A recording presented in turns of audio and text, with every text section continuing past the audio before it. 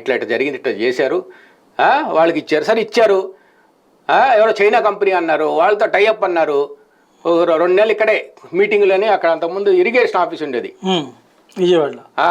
దీన్ని అడ్వాంటేజ్ తీసుకొని ఆ చెరుకూరు శ్రీధరు వాళ్ళతో చంద్రబాబు నాయుడు లోకేష్తో కొమ్మక్కయ్యి ఇద్దరికి డబ్బులు పంచుతూ ఎంత ఇచ్చారో తెలియదు, భగవంతుడు తెలియాలి, చేసి ఈ కంపెనీని సిక్ చేసి పడేశాడు. అప్పుడు ఈయన నాన్నగారు ఎంపీగా ఉన్నారు, ఇంకా ఈయన గోల్లో ఉన్నారు, ఎవరు పట్టించుకోవాలా. ఎప్పుడైతే బ్యాంక్ నోటీస్ వచ్చిందో ఎలక్ట్ అయ్యా. ఇప్పుడు కనీసం మేము ఖర్చు పెట్టిందో అప్పుడు దాకా పనిచేస్తే మా డబ్బులు ఇస్తే మేము వెళ్ళిపోతాంగా. ఇప్పుడు నీకు నీ ప్రభుత్వం ముందలే వచ్చింది, నీ ప్రభుత్వం ముందలే వచ్చి నీ వర్క్ కాంట్రాక్ట్ నువ్వు ఇచ్చింది, అంతమంది ప్రభుత్వం ఇచ్చింది, అది కంటిన్యూ చేస్తున్నావు. నీ పని సరిగ్గా లేకపోతే నువ్వు పంపించేయి 6 నెలల్లో, నువ్వు పని చేయట్లేదని.